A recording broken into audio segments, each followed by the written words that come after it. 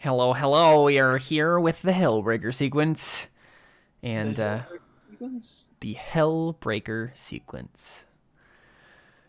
And we're here with Connor because he was not able to make it on Sunday. Why do I have to cough all of a sudden? Um, we're going to find out what the Recollection has been up to, or will be up to, I guess, in the age turn thing. I gotta.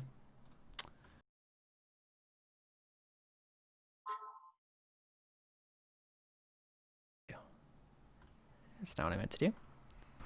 So, for some reason, every single time I turn my computer on, my computer resets my microphone and it blasts it at 100. Really? Yeah, I have no idea why.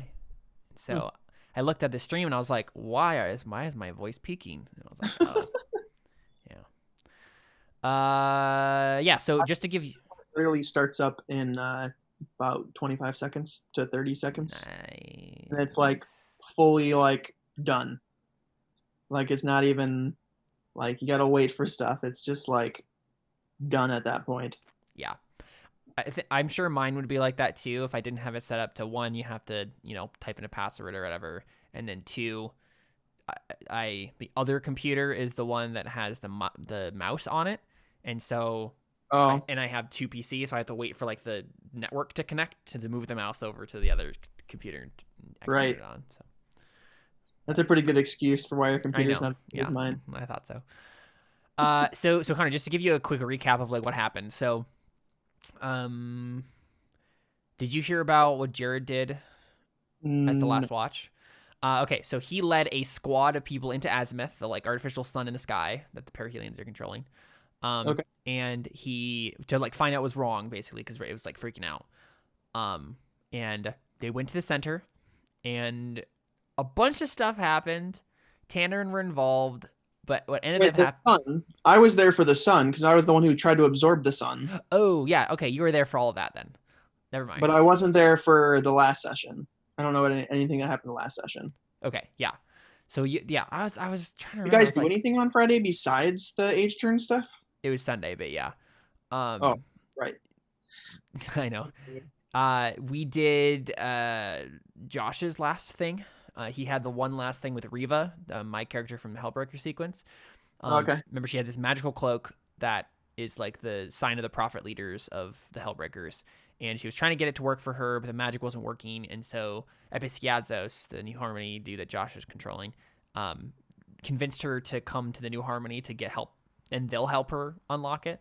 And so we went back to the Crypt of a Thousand Years, where Episkiadzos and Paleocosmo went. Um, and Paleocosmo, the quick character you played, his son, absorbed all the knowledge and stuff like that. Okay. And we had Jared. Jared was the only other person on at that time, and so we had Jared play Paleocosmo, and Paleocosmo has become more aloof and a little bit crazy since he got his super hyper intelligence. Um, and basically, what happened is they were trying to find out like how to what like magic they needed to commune with here at the Crypt of the Thousand Years um, to unlock the cloak. Okay. And Paleocosmo, played by Jared, went over to the device that Nasia, Carly's quick character from that session, left when she died. Remember how her outsider thing leaves a device there? Right. And he tore a hole in his own chest cavity and stuck the magical artifact inside of it and became a conduit of magic for the for the spell. He did what now? Paleocosmo, as played by Jared, tore a hole in his own chest cavity and put a magical artifact in its place, in the place of his heart. I mean, I guess that's dedication. Yeah, exactly. Um, and then basically, Josh, what we had been doing in the behind the scenes was Jared as Cassius, his main character from the last watch, was making a roll to see if he could find Riva and like interrupt this process. Okay. Because he was going to be like, "Hey, I'm in charge of the perihelions now, right? Like, we can end this war." And he Right. failed, and so Cassius ended up in some abandoned warehouse somewhere with wrong information about where Riva went. And in the meantime, Episkiatzos used this ritual to not only unlock the cloak's power, but use it as a tool to control Riva. And so there was a side effect, though, because he used his power, his Stormrider ability, which basically means like you get to make a thing happen, but a side effect occurs, decided by me, and it just happens. Okay. And the side effect was, it's not like the New Harmony is in control of Riva, it's that the Discordia itself is in control of Riva. So like the dark music, the Discord of the magic is like in control of Riva at this point. And basically we decided that what Riva's going to end up doing is, as an idealist, she's going to take a look at the New Harmony and say, wait a second, the New Harmony aren't doing what they're supposed to be doing. Like, they're doing a lot of this for selfish reasons. I am a direct servant of the Discordia now. I am going to basically lead a revolution, change the system of the New Harmony, and this is going to be not like a violent revolution, but like a, coup, basically, over time, to basically, change the New Harmony to be purer and better. So Okay. that's what happened there. And then we did the age turn stuff. And a couple of things happened there. Basically, you make a roll, and then you get to choose some fortunes or trials that your faction underwent based on what you roll. And you get bonuses or negatives based on those. And we decided it's going to be a 5-year time skip. If that works for you, because then Easterret's like, I don't know, like what, like 16, 17 at that point. Mm-hmm. I think we decided she was 11. Yeah, so she'd be 16. I like that. Yeah, and then basically the things that changed for everybody else, the Perihelions abandoned Azimuth and have now, basically because the Last Watch is in charge of everything, the people who make up the Perihelions at this point are now a traveling caravan of fortress vehicles that commune with the ghost Perihelion nanobot swarms of their ancestors. And so they've kind of like abandoned Azimuth, the Last Watch, at this point. The Hellbreakers are obviously working with the New Harmony. Basically, the alliance that ended up happening, Connor, was it's the New Harmony and the Hellbreakers versus the Last Watch, the Perihelions, and the Heralds. And the Recollection is the one faction that we don't exactly know where they're going to swing yet. But it's very possible, since your Tannerin stuff is really prevalent, that you join the New Harmony side. Yeah, so. I think I'd prefer that my group just stays neutral for now, just to kind of see, because I'd rather that there was a personal event that happened rather than they just picked a side. Yeah, so I don't think that's if Easterret is like the leader, I don't think Easterret would just pick a side. Yeah, I agree. I think Easterret is very much so like independent. Yeah, even though she's not really herself anymore. Yeah, but I mean, her personality still shines through. Yeah. The New Harmony didn't really change a whole lot. They're just, I think the main thing that changed for them was that they are like, a bit more overt now. They've come out of the shadows a bit and are like actually leading a group that, is trying to bring Tannerin back and use a Discordia and all that stuff. I don't think anything else significantly changed. He got a move. Josh got a move last time called Insane Wonders, which allows him to build wonders better. And so that's the new thing for Second Age, is wonders are going to be a thing, and so we can work on building those, which will be fun. Okay. The Last Watch. Say it again. What do I need to do then? Basically just roll and make a couple of choices, but just real quick, just make sure you're informed on what's happened. The Last Watch is now in charge of a large portion of, basically the Perihelions' old empire is now the Last Watch's. And okay, and the Perihelions is David's? It's David's, yeah. The Last Egyptian, Watch is Jared's, right? Jared, yeah, Last Watch is Jared. So the Perihelions are in control of Jared's. No, other way around. The Last Watch, Jared, is in control of the Perihelions, yeah, basically. Oh. Yeah. In control of them in general? Kind of. I mean, they're they've taken control of a lot of their assets, and I think they're technically officially allied with them as well. Okay. But the one thing that we did know from last session is David is going to have to bow out for a little while because he just got a new job at Pizza Hut where Jared works, and the only day that they for sure needed him was Sunday evenings. So but his Perihelions are kind of like in the background right now anyway, and so it works out. Yeah, he's hoping the schedule will change in the future and we can figure out things again. But well, I'm glad that David got that job. That's really good. Yeah. And then last, but certainly not least, the heralds have basically become warriors. All of the different castes of the heralds have set down their books and their scrolls and their trumpets, and they're all warriors now. And the heralds are the robot angels. Oh, okay. They're all warriors now. Yeah, because they're fighting after the Tannerin. Okay. Yeah, they're fighting the Tannerin, and we know that God's coming back. Remember from that session we did with Jared, where he like touched the sphere and met God and all that stuff. Okay. And so basically the heralds are preparing for his return in judgment at this point. So that means get killing. Exactly, yeah.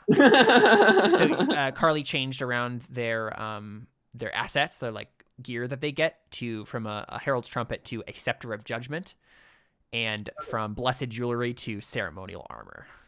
So okay. Let's have you make a roll and then make some choices and then we'll get out of here. So you're gonna roll on mood. So your mood is right now +1. So 2d6 plus 1. 2d6 plus 1, yeah. Huh, that's not bad. 10. Okay, so you get to choose. You're actually the only person who got this result. Really? Yep. Everybody else got at least one trial. So you get to choose 2 fortunes and gain 2 tech. Wow, you have 8 tech now. That's crazy. What does tech do again? So tech can be given to characters for devices, right? So you can unleash power with a device. So you could literally at any point, Easter egg can just be like, I have a cool device, and just take it out on an adventure. You can also spend a point of tech. For various moves have points of tech you can spend to do things, but the main thing you can do with it as a family is spend a point of tech to get advantage on a family roll. So. Okay. But yeah, you have that, and then you get to choose 2 fortunes from this list, and I'll just read them off, and you can stop me when one interests you. Your family goes through a golden age, questioning old philosophies and forging new paths. Gain a new family move, but gain the need leadership. Through marriage and trade, you learn the strength of another family. Take a move from their playbook, but they get to treaty on you.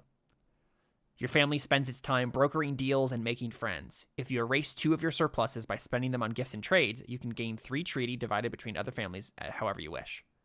Where are you reading this? Do you have the PDF? No. It's just easier for me to see it myself, but that's okay. Yeah, I don't think you... I think I sent a link, but you'd have to find it again. To PDF. That's fine. Keep going. Yeah. Your family found a hidden vault still intact from the world before.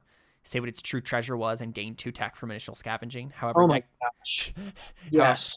Yeah. Absolutely. Okay. 100%. So you say what its treasure was and gain 2 tech from initial scavenging. However, decades of delving have left you isolated. Gain the need trade. So that's the trade-off there. Okay. All right. Read the other ones again. I'm assuming all of them have a trade-off, though. They do. Yeah. Yeah. Your family finds a windfall, whether through scavenging or by absorbing a smaller family. Gain 3 surpluses of your choice, but it's left you bloated. Gain the need morale. Keep in mind, surpluses, you're in a really good place right now because, so if you ever get a mood, which is the total surpluses minus your needs of +3, or of higher than +3, you have to erase a surplus and then a special thing happens. It's good for you, but you can't ever have more than +3 on your official mood. You're in a good place right now where you could add in with that, if you chose that option, you could actually get 3 more surpluses because you would also get another need. And surpluses can be spent to build wonders. So that would be a really good situation for you to have like 7 surpluses that you could spend when the game begins to like start building a wonder. Because you also have needs, so it kind of balances it out. And I'm the Recollection, right? You're the Recollection, yeah. Okay, yeah. I've been trying to find the mask. Yeah. Only other options are your family builds a place of safety and commerce, created a new haven in this land, gain +1 reach and surplus prestige, but take the need crops. You go to war, whether for justice or spoils, gain +1 grasp and surplus weaponry, but someone out there has taken a grudge. Take a disadvantage on all reach moves against them until they've been dealt with for good. And lastly, a series of messy public disagreements caused many family members to leave, but it was all according to the plan. From their new homes, your exiles send you regular reports on their hosts' activities. Gain +1 sleight and surplus spies, but take the need recruits. You get to choose 2 of those.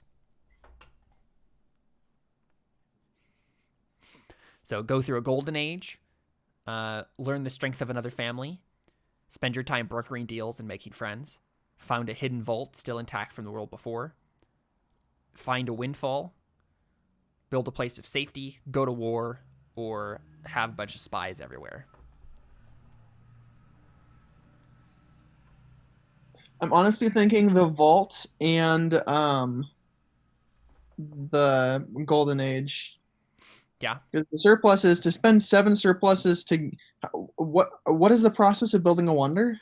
So basically, as soon as you have the surplus needed for there's like certain surpluses you need for a wonder, you can literally just mark it off and you erase the surplus and it goes into the wonder, and you're like in the process of building it. And I get to choose which surpluses? Different wonders have different surpluses that you need. Right. Do I get to choose what surpluses? Oh, the surpluses you get? Yeah. Oh, yeah, definitely. Okay. If I wanted to make the wonder of Tannerin Central, what do you mean by Tannerin Central? Tannerin Central.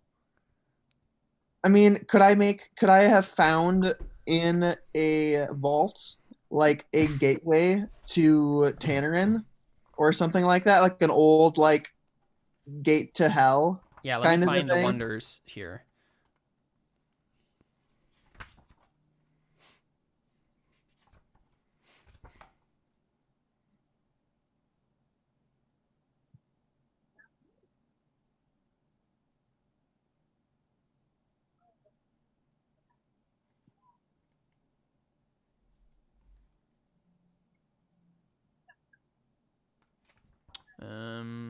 So I mean, there's like an opposite to that. There's the Tartarus site, which is like you contain something evil. But I'm not seeing anything that's like a gate to hell. I'm still looking though. I imagine there would be something. Well, if anything else sounds interesting from it, you should tell me. But the PDF is somewhere in the Facebook Messenger. Yeah, it should be.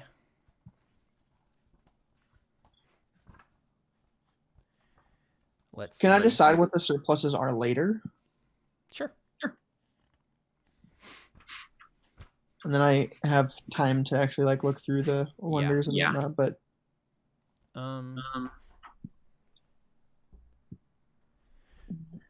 I've looked through most of the wonders at this point.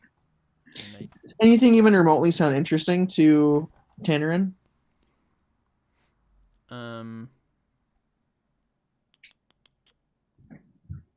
wait a second.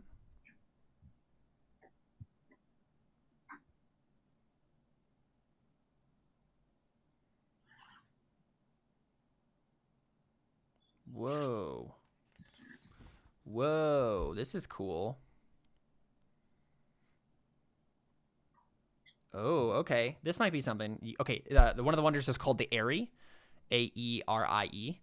The description of it is like, the gods of old were aloof and unknowable in their demands for sacrifice and promises of retribution. They have all been humbled by the horrors of the fall and now walk among us. You have enticed a powerful sentience from this strange and broken world to the airy. Now you dance the delicate and complex ballet of masters and servants. So basically, it's like you have enticed a Tannerin to live among the world here, and you basically are like having it, like hosting it, basically. And oh heck yes. And basically, it's like the permanent bonus from that is when a family requests an audience with the visitant, which is like what the thing is called. Their modifier for uncover secrets is boosted by spending points of treaty on the owner instead of data. When the owner rolls to uncover secrets, they gain advantage if they include the visitant in their consultation. All of the answers will be colored by the visitant's opinion. So basically, it's like an entity you can go to like get answers to questions, petition for a boon. Any character can petition the visitant for a powerful boon. Oh, that would be so much fun. Such as the visitant reveals a secret no one can possibly know. They place its preternatural force at your disposal in a conflict. They grant you a unique artifact from their hoard. They provide intelligence on your family's enemies. They apply its wisdom and outsider moral perspective to propose a solution to a problem facing your family, or something else negotiated with the GM. To pay for this boon, they must successfully complete a quest. That's really cool. Oh, that'd be so much fun. Okay, so the requirements for that one are rare materials or progress, defenses or safety, luxury or trade, artisans or prestige. What the surplus is for that one? Yeah, those are the ones you can use to build it. Is rare, and it's you need to put 4 into it, and there's an option for each set, right? Right. Either rare materials or progress, defenses or safety, luxury or trade, or artisans or prestige. So you already have one of them, and so you could literally just get the other 3. Yep.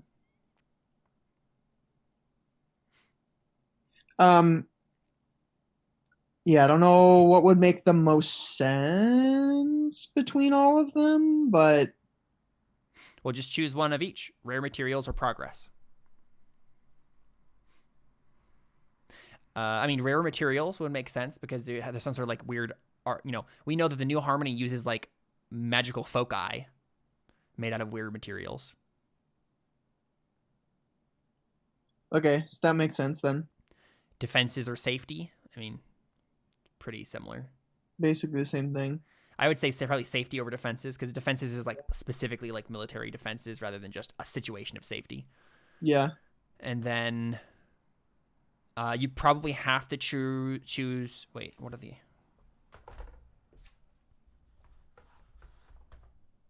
Ooh, you might be in a little bit of a pickle with this last one, simply because. Let's see, which one were you choosing? Oh no, you're good. Okay, yeah, if you chose that one, you would get the need morale.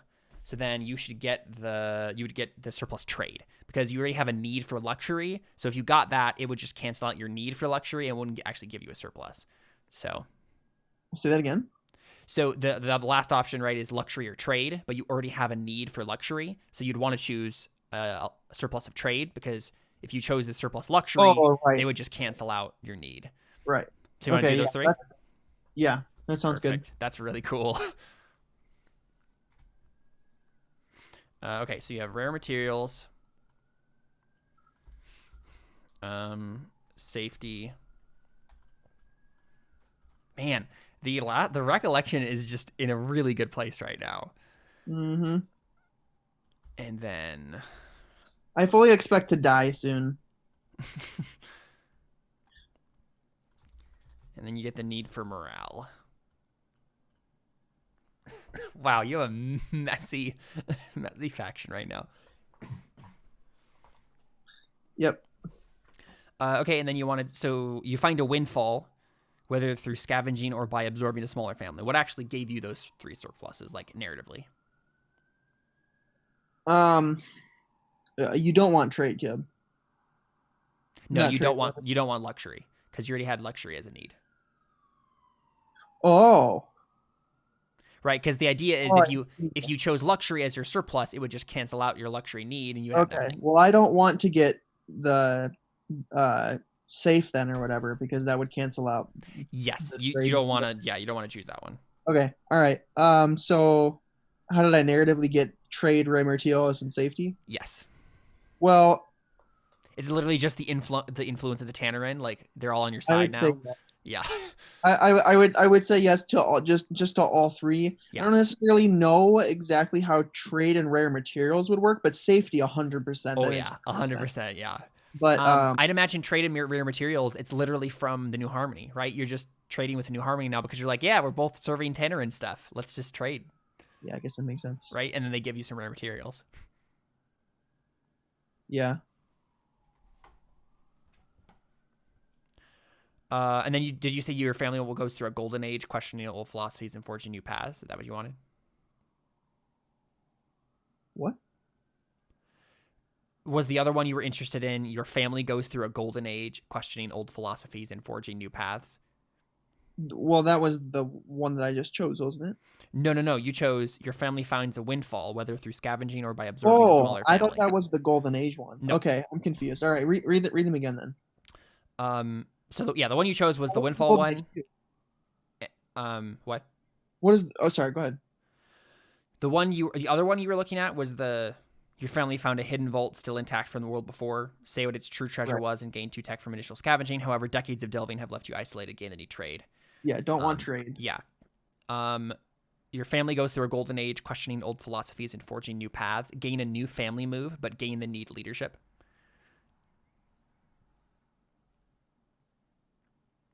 So that would take away your surplus of leadership. But that one doesn't necessarily matter. I don't think it makes a whole lot of sense narratively, though.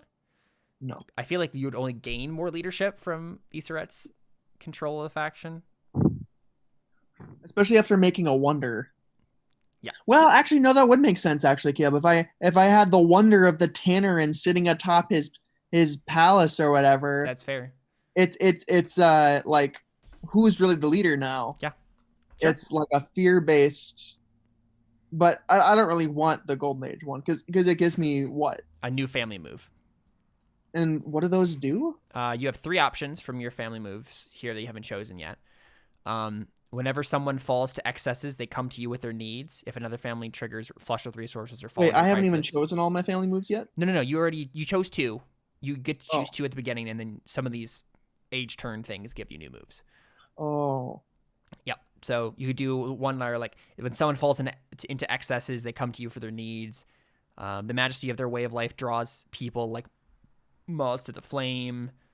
And then you didn't turn your body into your canvas because you wanted to be different, but because you wanted to become and express who you truly are, a monster, inhuman, otherworldly. Your characters can always substitute sway for force moves, but have disadvantage on attempts to use familiar face or find common ground on anyone who's an artist, rebel, or outcast. Whoa, that would be a cool move to choose, where like the recollection all become slightly inhuman. And you know what it is, Connor? What's probably is happening if you did choose that, it would be like the masks become their identity, right? Like the masks become like nobody ever takes off their mask anymore, right? Like it's all like fused to their face weirdly and like. And it allows people to do sway instead of force? Yeah, so literally you use your. Sway in place of force. Yeah, you use your charisma as a weapon. Dude, this is so current time COVID-19. That is so funny. The peer pressure and insults from you're not wearing a mask. Okay, but listen, the move is called the New Zero as well, except it's the new normal. Oh my goodness. Do you want to choose that? Yeah, just in general. Like amazing. On the new age turn, right? I get one. No. It's like if you choose this option, you get a new family move, but gain the need leadership. Oh, okay. But I think that makes perfect sense, right? Your family goes through a golden age, questioning old philosophies and forging new paths. And it's really like we are completely embracing the Tannerin. And this is what it's doing to us. Yeah. You down? I'm just reading the other ones real quick. Yeah. The other ones aren't nearly as cool. Yeah. Yeah, it doesn't really. They're very niche.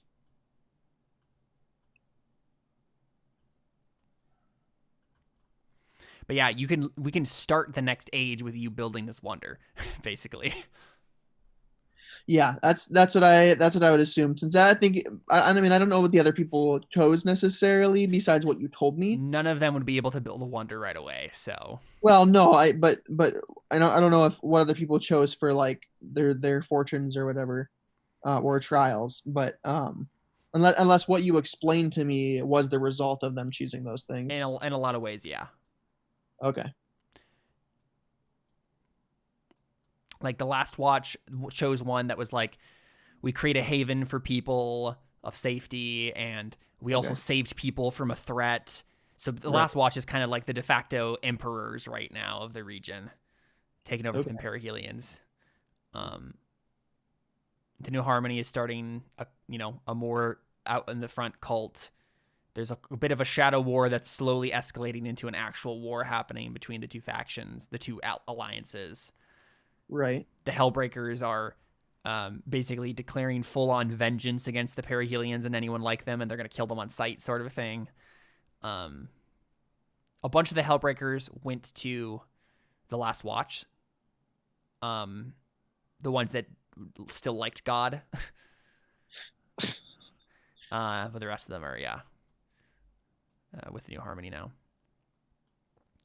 But yeah, I imagine, I mean, unless someone actually does the Wonder Total War, like, I don't think it's ever going to escalate to an actual war. But like, yeah, it's very tense right now. Total War? There's a Wonder called Total War. I'm assuming you read that to me already, but I forgot. Yeah, I'll find it again real quick. Total War is: war never changes. Your family stoked the furnaces of wrath and became a well-oiled machine of murder and destruction. The cause is all that matters, and your people will lay down all their lives for it if need be. You need weaponry, leadership, morale, transport, and recruits.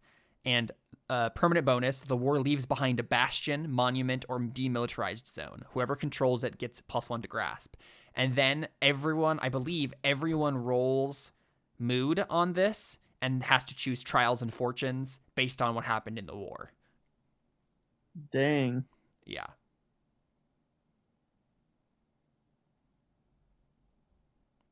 So yeah, that could be cool. Yeah, no, I'm good with this one though. I think no, yeah, I don't think it would make sense for the Recollection to start a war at this point. But... No, not yet. Yeah. Maybe soon. Okay, and then the other thing. I gotta find it real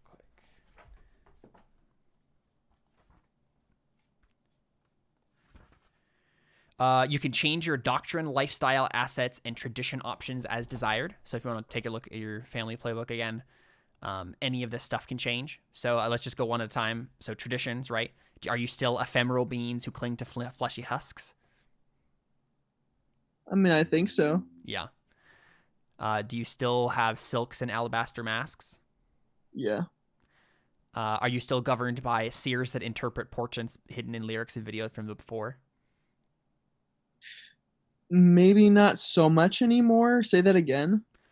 Well, the three options on this here, if you're looking at it, Connor, is an elaborate and punishing caste system, a ringleader that holds the reins of power and passes them on to an appointed successor, or seers that interpret portents hidden in lyrics and videos from before. Yeah, I think that part has changed, honestly. Mm-hmm. I don't know if it would be an elaborate and punishing caste system or a ringleader that holds the reins of power and passes them on to the masks, it could be based on the masks, the type of mask you have. The castes are like the different masks. Yeah, but that's just weird. I feel like we haven't quite gotten to that point yet. I think it could get to that point. I think the ringleader that holds the reins of power, though, that's either Iseret or the demon lady. Caleb, can the Wonder be Iseret instead of the Tannerin? Oh, sure. Yeah. No, it can be Iseret channeling the Tannerin. Yeah. What's that? You could have Iseret channel the Tannerin, basically, Yeah. right? Okay, so this is the question. The Tannerin that is inside of her. If you did that, you would probably cease being a player character. That's true. Right? So I feel like it should still be some higher Tannerin that gets bound to something, right? And like, and considering we lost the surplus of leadership, I mean, yeah, you could do that too, right? If you want Iseret to become a non-player character and be this like creepy oracle. No. I mean, I want to choose the ringleader that holds the reins of power and passes on to an appointed successor.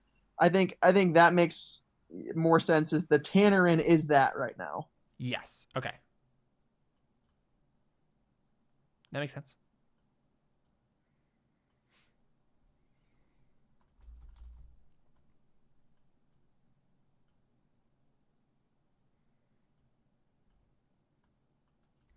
Okay. Did your doctrine change? Right now you have a thing. Your doctrine is masked Sybarites. When your family gets a hit on subterfuge, they can erase one treaty on their target to choose an extra option. The other options that you can choose are Masters of Obligation. When your family calls in a debt, the opposing family must spend an extra point of treaty on you to counter it or get a disadvantage on their hold together roll. Or you can choose Vogue Dance Yours. If you dance ecstatically or in a highly stylized manner, those around you must give you their full attention and take heed of what you say next. You don't have to change this option, but you can. The doctrine option.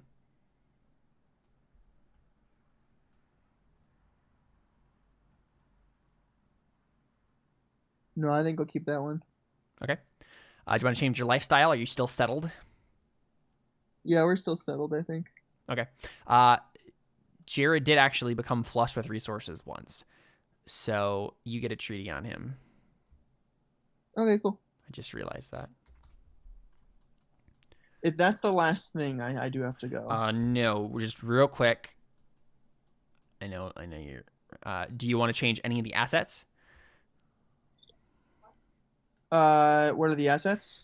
You still use cutting words, silk stitched with psionic art, and automated animal golems? Yes, 100%. Those are my favorite parts of. Yeah.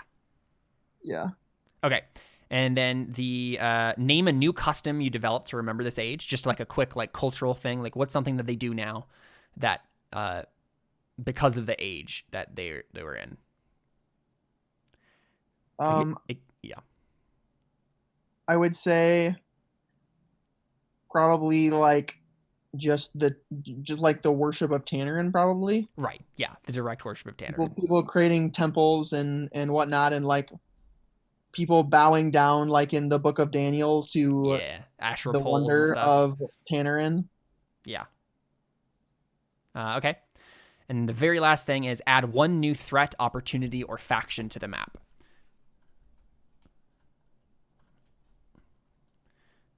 So real quick, faction? And by faction it means like a group of people that aren't necessarily a player faction. But if you wanted to, you could be like, there's a cult over here that does this thing. The thing that they added is, Carly added an eldritch horror that hunts the servants of God over here. There's a giant kraken Tannerin that is trying to kill the heralds at this point. Cool. Josh added an eerily quiet suburb over by Kelith over here, where the New Harmony has their base. Okay. Jared added a rift in the sky like a silver crack, bleeding out pure harmonia. Okay. I need time to think about this one. I'll decide this one later. Sure. Sounds good. And then I assume you're going to change your playbook for Iseret to like some sort of warlock thing or whatever. Yes. Okay. We'll figure that out off screen, obviously, but that's the other thing that it asks you about on here. Okay, cool. Yeah, I know you guys got to get going. So cool. Fun stuff. All right, we'll be back for season 2 of the Hellbreaker Sequence. Adios.